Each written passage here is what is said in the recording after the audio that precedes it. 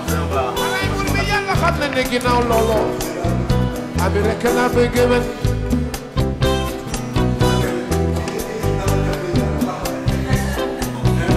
samay morom yi may àndal xam nañ ne ginnaaw loolu ami rek laa nopp man walay bur bi yàlla xam na ne ginnaaw loolu ami rek laa bëgg man warul tax bu may fiirloo warul tax bu may fiirloo warul tax bu may këyitloo man du ma ñooñoo man jigéen du ma fontoo Aminata Njaay Aminata Njaay wàññi li nga nekk waay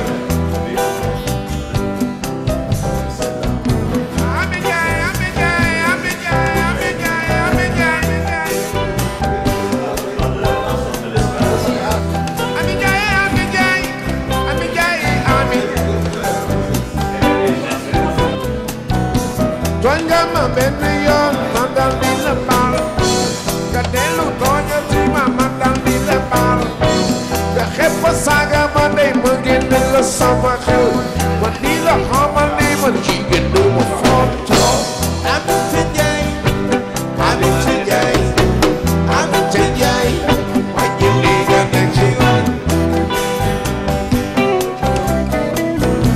tooña ma benn yoon ma dal di la baal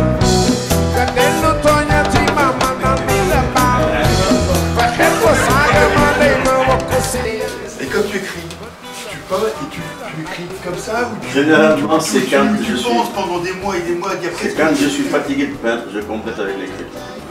Ah ouais. Je suis fatigué sur une page, je ne sais pas dans quel sens aller. Par exemple, comme ici, je voulais faire une sculpture sur une page. Je voulais sculpter une femme enceinte. Et ma sculpture, comme je peins par terre, j'étais un petit peu épuisé. J'ai fini, je me suis dit, je prends la partie diagonale à l'âme et je vais faire un texte. Comme ça, j'ai écrit.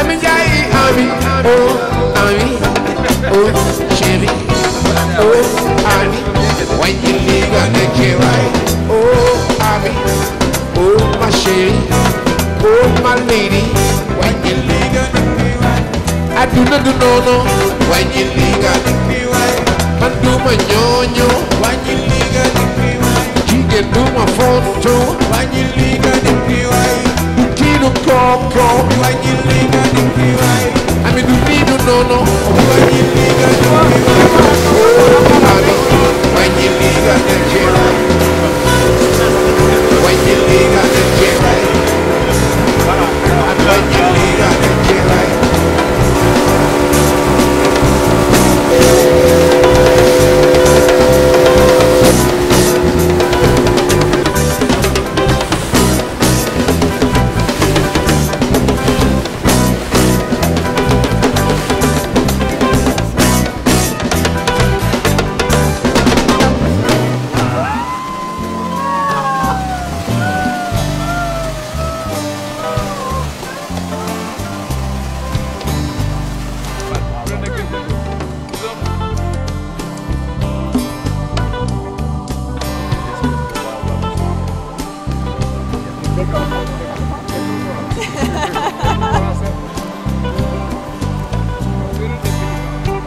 ñu ko may doomu Pa Fall di ko jàllee papaam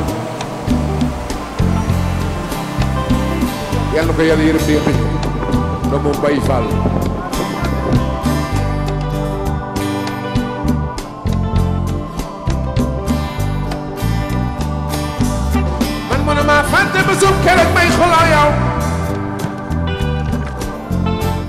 Le colloque de Dakar qui se tiendra du 22 au 24 mars 2017 sur les médiations africaines dans la constitution et la réappropriation d'un savoir ethnologique, qui sera accompagné de 2 expositions à 2 endroits différents. La première exposition, c'est le 23 au musée Théodore Monod, qui va voir des œuvres que nous espérons arriver, mais nous en avons déjà d'autres, à côté des œuvres de nos amis artistes sénégalais. Nous avions souhaité qu'il y ait un regard croisé du point de vue de l'art entre les peintures rupestres que nous avons grâce à Frobenius et à ses différentes équipes, et également le point de vue sénégalais sur l'art rupestre. Et je crois que nous ne serons pas déçus, vu ce que nous avons déjà vu, des œuvres qui seront présentées. Il y aura une deuxième exposition le vendredi, cette fois-ci à la fin du colloque, à l'Institut Goethe de Dakar, à côté de la piscine olympique. Donc, le colloque de Dakar pose la question des médiations africaines, d'une part, dans la construction d'un savoir africaniste en Europe, et d'autre part, dans la réappropriation de ce savoir par les intellectuels africains pendant la décolonisation et au cours du développement de ce qu'on appelle les études africaines dans les universités des jeunes États indépendants. S'il fallait faire la nomenclature de l'existence de ces études africaines dans les universités africaines, on saurait qu'il y a un manque quelque part, puisque ces études ne sont pas, en tant que telles, jusqu'à preuve du contraire, représentées dans les différentes facultés. C'est évidemment différent d'une université à l'autre, mais si je prends l'université Cheikh Anta Diop de Dakar, il me revient qu'il y a plus de 10 ans, nous avons consacré un colloque sur la mise sur pied d'un département ou d'un institut des études africaines. Ça a été l'objet de beaucoup de tiraillements, parce que nous n'étions pas d'accord sur les concepts, nous n'étions pas d'accord sur les contenus, et il y a eu des querelles de préséance pour abriter cet institut, entre l'IFAN, d'une part, et la faculté des lettres, et à l'intérieur même de la faculté des lettres, quel département allait abriter les études africaines. La perspective que nous traçons est interdisciplinaire, puisqu'elle unit des disciplines comme l'histoire, l'anthropologie, l'histoire de la science, la philosophie, les études littéraires et la sociologie de la connaissance. Ainsi, nous voulons créer les conditions optimales pour une réflexion sur les continuités, les ruptures, les métamorphoses et les adaptations d'un savoir ethnologique, anthropologique concernant l'Afrique. Léo Frobenius qui a entamé des voyages en Afrique, une douzaine de voyages en Afrique à partir de 1904 jusqu'aux années 30, pour, comme il disait, pour documenter cette riche culture africaine qu'il voyait en train de disparaître sous les assauts du colonialisme, du marché global, etc. Donc l'Afrique qu'il espérait documenter, c'était une Afrique traditionnelle, avec des contes traditionnels, avec une éducation des enfants, comme ça se fait dans le temps, pas dans les écoles missionnaires, etc. Avec un artisanat très riche. Donc il a fait la collection d'objets, il a surtout toujours amené sur le terrain des artistes qui nous ont laissé énormément de croquis, d'aquarelles, de photos d'une Afrique, d'un monde culturel qui a disparu, provenant d'un temps, d'il y a à peu près 100 ans, où il n'existait pratiquement pas d'images, très peu d'images. Donc c'est pour ça qu'on a essayé de regarder cette archive dans une perspective de héritage commun, euro-africain commun. On a 40 000 photos, on a 30 000 croquis, images. En fait, c'est une image visuelle qui est assez étonnante. Et pour retourner cet univers visuel, on a organisé dans les années passées des expositions à Ouagadougou, à Addis Abeba, au Nigeria, dans 5 villes nigérianes. Et si vous voulez, c'est la 4e station ici au Sénégal, pour ramener d'une certaine manière ces images historiques au continent où ils appartiennent. Et le but de ce colloque, le but du colloque de Dakar, c'est de voir quel est votre regard en tant que Sénégalais, en tant qu'intellectuel africain, sur ce savoir ethnologique qui a été construit par les Européens. Qu'est-ce que vous voulez, qu'est-ce qu'on peut en tirer? Qu'est-ce qui vraiment, comment est-ce qu'il a été reçu, que ce soit par Soyinka, que ce soit par Owologem, tous ces grands intellectuels africains qui ont regardé la façon dont s'est construit ce savoir africaniste, qui l'ont critiqué, qui ont eu une réception parfois très négative. Il n'y a pas que Senghor. Senghor, lui, a eu une réception très positive de l'œuvre de Frobenius. Mais d'autres intellectuels africains ont été très critiques aussi. Donc, le but du colloque, c'est tout simplement de donner la parole à cette réception et à la façon dont a été perçu ce savoir tel qu'il a été construit en Europe. Voilà. Donc, à la fois le rôle des intermédiaires et à la fois la façon dont les intellectuels africains se sont appropriés ce savoir africaniste et ce qu'ils peuvent aujourd'hui en tirer.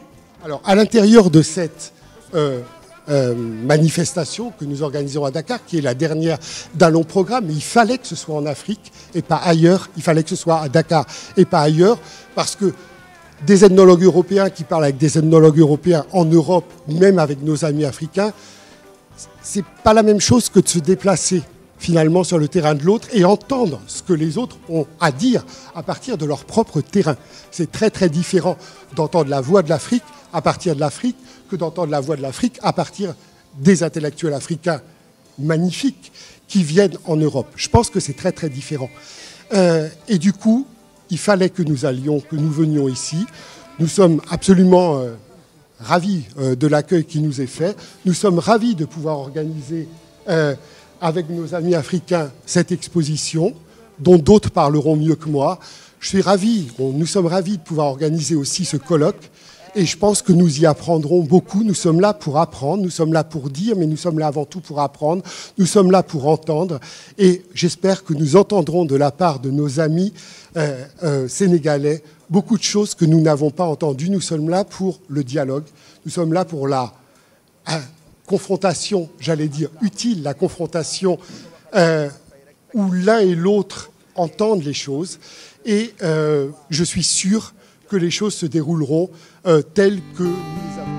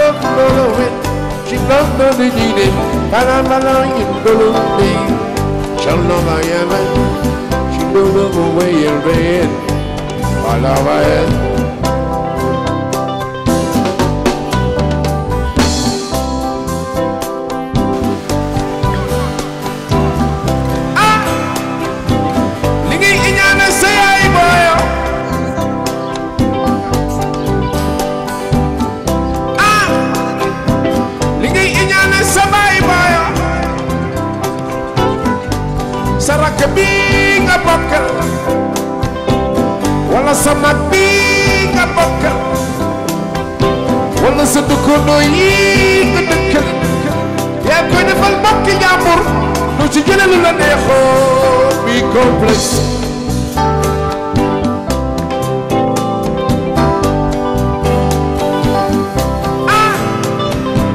xam-xam bi nga iñaane Sénégal fii nga juddoo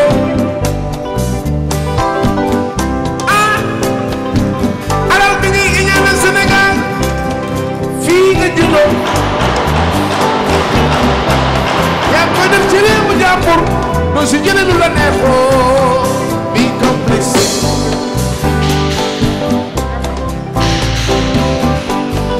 bi complexe bi complexe bi complexe Complexe bu foogee ne moo la gën boo koy dimbali du ko neex ndax moom bu sañoon moo lay dimbali. Complexe bu foogee ne moo lay daan boo ko daanee du ko neex ndax moom dafa foog ne toujours moom mooy daan. Jóge fa jaare fan di ko réccoo di complexe.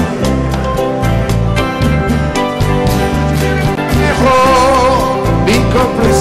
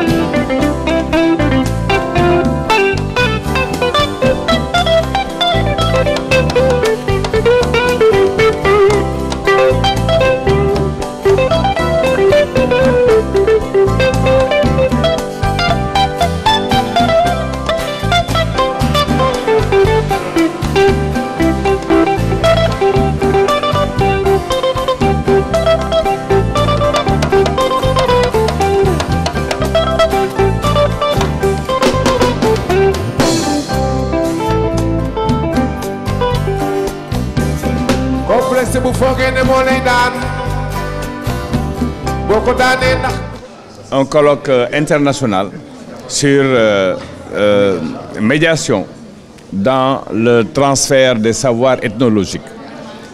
C'est, comme il l'a dit, Monsieur le ministre, la dernière phase du projet Anthropos qui a été organisé entre l'université Goethe de Francfort et l'Institut Frobenius et le centre Georges Simmel de l'École des hautes études en sciences sociales de Paris. C'est le lieu pour nous de nous féliciter de ce choix de Dakar et vraiment de féliciter Monsieur le ministre de la Culture, puisque c'est en fait le ministère de la Culture qui est, disons, le paravent, en tout cas le socle sur lequel on essaie de bâtir des réflexions nouvelles dans un monde où la globalisation, les échanges deviennent de plus en plus complexes.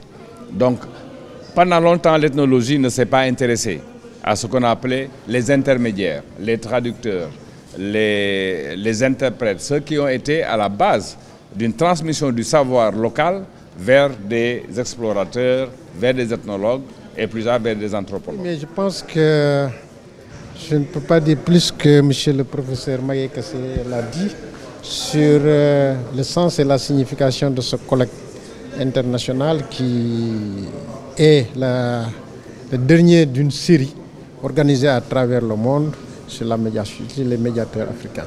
Je crois que donc c'est un colloque extrêmement important qui va montrer aux yeux de l'humanité culturelle la place et la contribution de l'Afrique véritablement à la civilisation.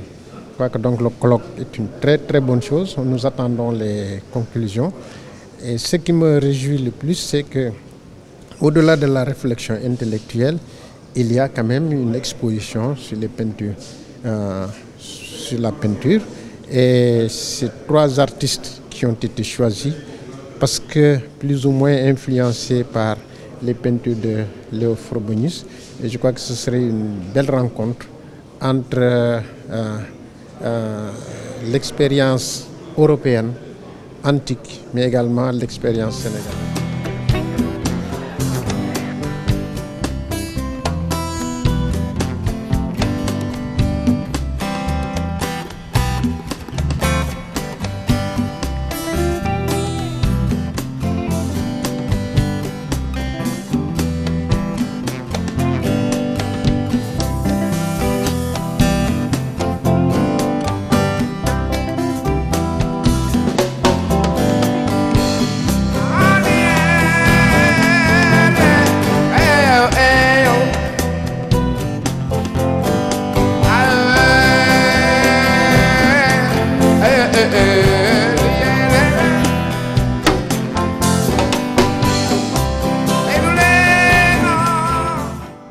De d'abord saluer et remercier M. Hugues Diaz, le directeur de la cinématographie, qui représente ici M. le ministre de la Culture et de la Communication. Merci M. le directeur et transmettez également nos remerciements à Monsieur le ministre parce qu'il a bien voulu ouvrir les travaux de notre colloque hier. Monsieur le directeur de l'IFAN, merci pour votre soutien. Vous n'avez ménagé aucun effort, y compris aujourd'hui encore. Nous vous avons délesté de vos maigres sous pour pouvoir avoir le plaisir d'accrocher difficilement les grands tableaux. Donc vraiment, merci beaucoup. Merci à Monsieur le directeur du musée Théodore Monod, qui depuis le début nous a accompagnés. Et ceci, même in absentia. Nous devons remercier M. Amadi Bokoum, le directeur du musée des civilisations noires.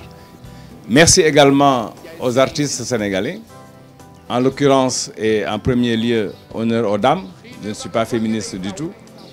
Madame Aïchatou Dieng, dont les œuvres sont dans l'exposition, que nous allons le plaisir de voir tout à l'heure. Elle vous expliquera elle-même quand nous serons devant ses œuvres ce qu'elle a voulu faire. Monsieur Salou Nyong, qui également est un artiste de talent, connu ici.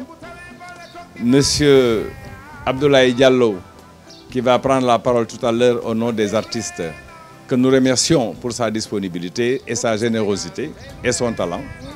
Je voudrais remercier toutes les personnes qui ont favorisé l'aboutissement de cette exposition.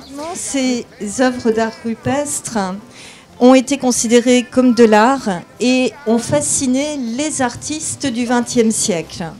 Entre autres, parmi l'avant-garde parisienne, Picasso, Giacometti, Arp, Miro, Masson, parmi l'avant-garde berlinoise, Baumeister, Kirchner, Vols, ou encore parmi l'avant-garde new-yorkaise, les expressionnistes abstraits, Jackson Pollock. Ils sont les premiers à avoir regardé ces gravures et ces peintures des cavernes et des abris sous roches datant de plusieurs millénaires comme des œuvres d'art.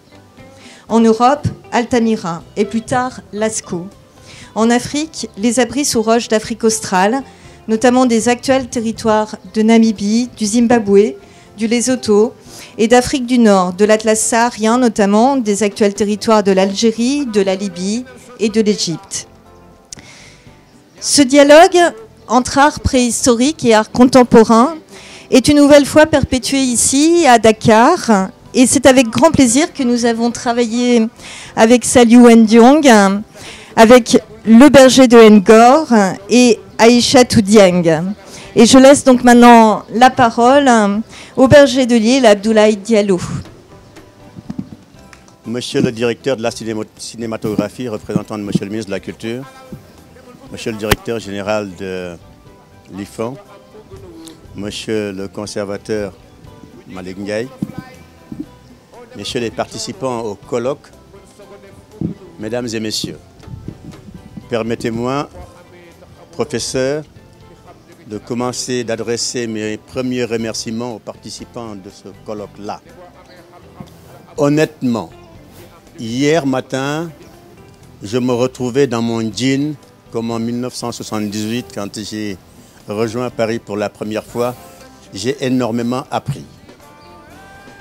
Et vous nous avez invités, générosité et élégance nous ont permis de pouvoir aussi dire le rupestre. Dire le rupestre avec une certaine touche de contemporanéité. Dire le rupestre pour ceux qui sont là et qui n'ont pas entendu ces spécialistes, ces grands chercheurs, ces grands professeurs. Nous allons le dire avec le pinceau et sur un médium qui s'appelle la toile.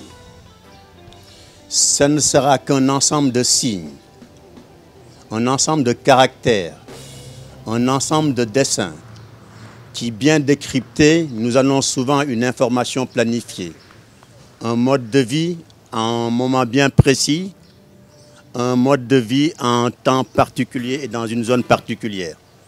Que ceux-là qui savent décrypter, que ceux-là qui savent lire, continuent à nous renseigner ou à nous enseigner. Pour notre part, on nous a demandé tout simplement de nous inspirer des travaux de Léo Frobenius pour apporter une certaine compréhension, une certaine lecture des choses.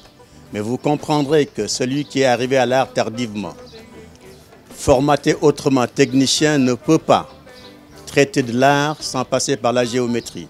Et il s'est trouvé que Léo Frobenius était aussi un passionné d'arithmétique, parce que dans sa théorie de la complémentarité des sexes, il est parti de 3 plus 4 égale 7.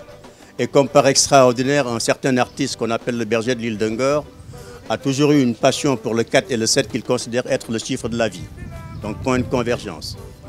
Nous ne pouvons pas parler de Frobenius sans faire appel un petit peu à tous ces environnements. Nous avons essayé. Maintenant, la petite touche part un petit peu de ces deux mondes auxquels nous appartenons. J'ai l'habitude de dire qu'aujourd'hui, par l'art, nous devons réinventer la paix. Nous devons réinventer le pardon et le partage. Pendant longtemps, nous avons tous ensemble vécu deux mondes. Le nôtre, qui était un monde condamné à la précarité et aux revenus faibles, et qu'on disait aussi vulnérable. Le vôtre, qui était un monde qui s'enrichissait au fur et à mesure de l'effacement des frontières. Mais aujourd'hui, nous avons quelque chose de commun. Nous sommes tous vulnérables du fait du terrorisme. Nous sommes tous vulnérables du fait des provocateurs d'émotions collectives. Donc ensemble et par l'art, nous allons créer ce monde de paix dont tout le monde a besoin. Merci beaucoup. Mesdames, Messieurs, chers invités, je crois que c'est toujours pour l'IFAN un immense plaisir que de recevoir des artistes dont la présence se justifie essentiellement par une volonté commune de mettre en valeur le patrimoine. Je rappelle que l'une des missions essentielles de l'IFAN, c'est de travailler à mettre au jour, à mettre à jour et à mettre en espace le patrimoine. Donc, c'est l'occasion pour moi de saluer ce bel exemple de partenariat entre l'Institut fondamental d'Afrique noire et l'Institut Frobenius, de vous remercier et de vous assurer de la disponibilité de notre institut à accueillir des cérémonies de ce genre. Et vous pouvez compter sur l'IFAN, sur l'université, sur la communauté des universitaires pour que le travail déjà entamé en faveur du patrimoine soit pérenne. Encore une fois, je suis pris au dépourvu. Je n'ai pas grand-chose à dire, sinon vous souhaitez la bienvenue et vous remercier, n'est-ce pas, d'avoir répondu à notre invitation et vous renouveler la disponibilité de l'IFAN à cheminer avec tous les artistes pour le grand bénéfice de l'art, des artistes et du patrimoine en général. Je vous remercie de votre attention. Merci. Merci, mesdames et messieurs. Nous allons passer à la suite de l'exposition.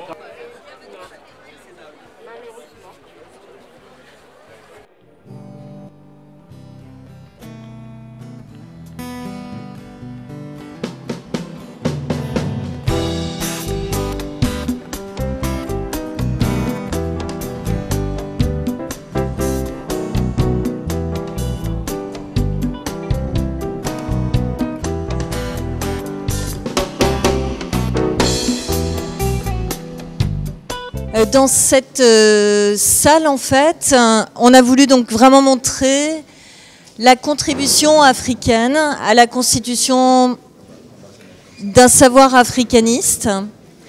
Donc vous avez des photographies des différents médiateurs africains, des guides en particulier qui ont joué un rôle important dans les expéditions de Léo Frobenius. Parmi eux, vous avez Bida qui se trouve ici à droite, qui est l'un des interprètes et des guides les plus importants des expéditions de Frobenius, qui a guidé Frobenius à travers son expédition de 1910-1912 dans le Nigeria, qui a eu un rôle crucial dans la découverte en particulier des têtes d'Ifé, qui sont des sculptures magnifiques d'art africain qui datent du XVe siècle après Jésus-Christ, que Frobenius a été l'un des premiers à découvrir et donc qui a valorisé vraiment la civilisation africaine à travers ces sculptures. Frobenius croyait d'ailleurs que ces sculptures dataient du XVe siècle avant Jésus-Christ et même beaucoup plus loin, puisque pour lui c'était les traces de l'Atlantide et il pensait que vraiment l'origine de l'Atlantide se trouvait en Afrique. Frobenius, vous le voyez ici, il est en train de transcrire des contes. Il a eu un rôle très important dans la transcription des traditions orales africaines, que ce soit en Afrique du Sud, ici, mais aussi en Afrique du Nord. Au Sénégal également, il y a beaucoup de contes qui ont été collectés. Dès son expédition de 1907-1909, qui est partie du Sénégal, qui a traversé donc toute l'Afrique occidentale française jusqu'au Togo. Lors de cette expédition, Frobenius s'est rendu à Bandiagara, où il a observé donc les signes des Dogons, qui sont des peintures rupestres de plusieurs siècles, puisque ça faisait beaucoup de siècles qu'elles avaient été reproduites sur les falaises des rochers. Chronologie qui vous montre les multiples expéditions qui ont été réalisées, les 12 expéditions dont on parlait tout à l'heure en Afrique, donc du Sénégal au Togo, en Algérie et en Tunisie, au Nigeria, au Cameroun, au Soudan. Et ensuite, énormément d'expéditions qui concernent l'Atlas saharien. On a une documentation vraiment très, très importante à Francfort. Il y a plus de 5000 copies d'art rupestre qui ont été réalisées. Là, on voit la façon dont ont été réalisées ces copies. C'est dans le Sahara oriental, en Égypte. Et en fait, les guides, ici, Muntaz Mufta, accompagnent Hans Rottert et à l'aide de calques, font des relevés, des gravures rupestres. Là, c'est essentiellement des gravures sur l'Afrique du Nord. Et à partir de ces calques, ils ont établi des aquarelles, donc de très grand format.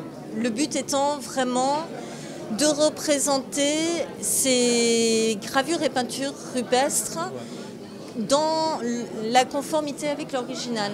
Donc ils ont respecté les tailles, ils ont respecté les formes et les couleurs, jusqu'à reproduire les formes des rochers sur les aquarelles qui ont été réalisées, comme vous le verrez après à la salle du premier étage. Maintenant, du point de vue des récits de voyage, comme nous avons l'habitude de les voir, dans la préparation de la conquête coloniale, où on disait que les Africains n'avaient pas de culture, n'avaient pas de civilisation au sens de maîtrise, disons, de leur environnement.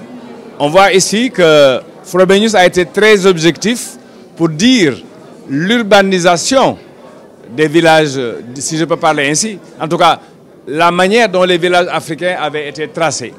Pendant des lieues de 4 rangées de palmiers, et dont les cases ornées chacune de façon charmante étaient autant d'œuvres d'art.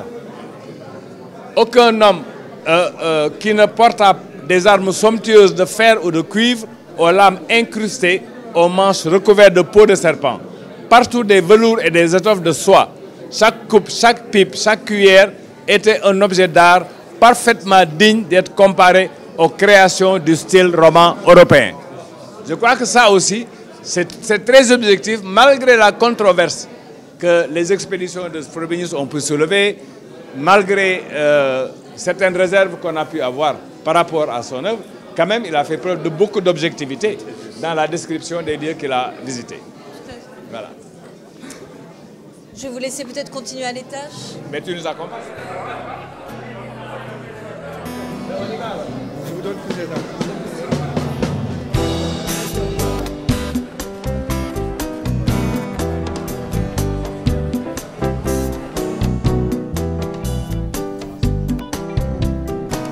On va commencer comme ça. Un petit peu ici, où on est avec l'art rupestre. On a commencé avec une image qui a à peu près 3000-4000 ans, qui provient du Zimbabwe. C'est une image très symbolique. Et on a deux différentes façons d'avoir des images rupestres. C'est la gravure ou c'est la peinture. Vous êtes tous invités à spéculer là-dessus. Si c'est les extraterrestres ou c'est des vrais hommes, c'est à vous de dire. Voilà.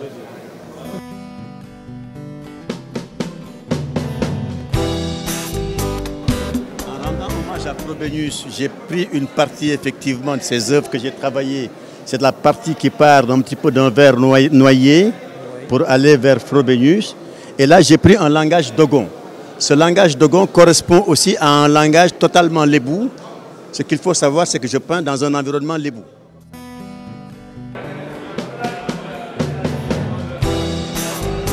Frobenius, ce qui lui faisait le plus plaisir ou honneur, c'était s'offrir aux autres. Dans d'autres théories sur le soufisme, on dit que se donner aux autres, c'est ce qui vous permet de gravir les échelons qui vous installeront à un certain niveau. Il y a âme s'il y a vie. Et c'est cette complémentarité-là qui, détectée ou décryptée, peut permettre à l'homme, tout simplement l'homme, de déclencher ce qui pourrait faire de lui un grand rêveur, un grand astronaute, un grand professeur. En réalité, ce qui fait de lui, c'est pourquoi on dit qu'il est fait à l'image de Dieu. C'est ce 7-là, ou ce 4-là, ou ce 4 plus 3. Bon, je ne vais pas monopoliser la chose.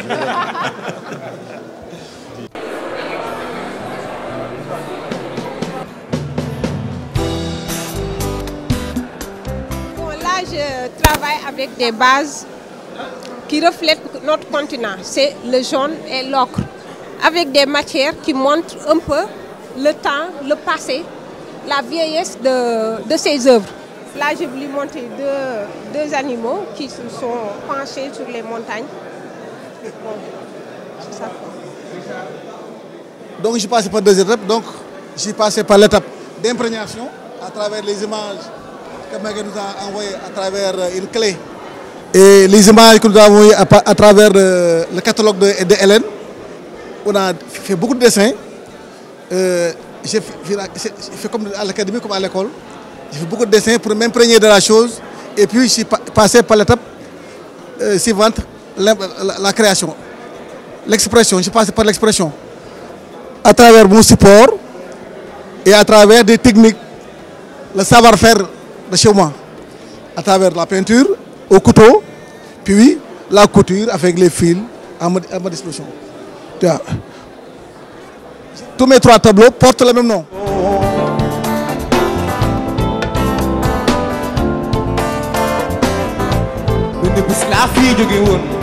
Peut-être quelques mots de félicitations, vraiment. D'abord, de remerciements, parce que c'est la générosité de l'Institut Frobenius et la générosité de l'IFAN dans une symbiose, partie d'une idée, comment ramener à nos auteurs, à nos créateurs, l'idée qu'on se fait de la rupestre. Voilà.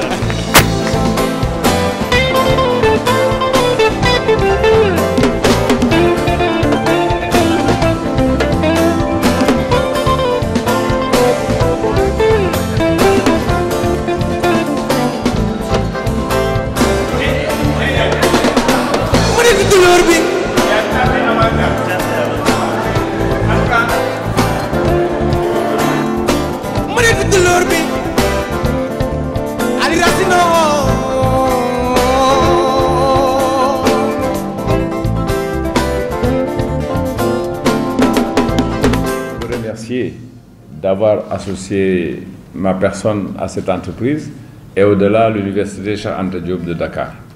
Le recteur l'a dit tout à l'heure, il a tiré beaucoup d'enseignements de notre passage tous les deux au colloque du musée du Quai Branly. Et quand il est revenu, il m'a dit, mais vraiment, je ne pensais pas qu'il y avait tant de dimensions de choses à investir et à comprendre. Et je crois qu'en appuyant un petit peu, on pourrait aller davantage dans le sens d'une plus grande ouverture de l'université à des initiatives de cette nature-là. Ce qui fait d'ailleurs qu'il a, par le hasard du calendrier, je pense, tenu en même temps que nous le colloque sur Cheikh Sadibou, dont on a entendu quelques éléments. Nous avons beaucoup parlé de médiation pendant ces 3 jours. On a parlé des imaginaires, des modes de vie, des structures sociales, des perceptions. On a parlé de l'ethnologie, des messages vrais ou pas tout à fait vrais dans leur fondement. On a parlé des instruments linguistiques qui les supportaient, des objets, de leur signification, et également de la préparation à des rencontres qui, somme toute, pendant tout le cours du phénomène colonial, a servi à créer des rencontres asymétriques. Donc notre objectif, c'était de renverser un peu la vapeur et de créer les conditions à partir de ce que nous avons découvert pour déconstruire des langages et reconstruire quelque chose à partir duquel nous pourrons, dans l'interdisciplinarité, envisager d'autres perspectives que nous pouvons tracer à partir de ce que nous avons découvert.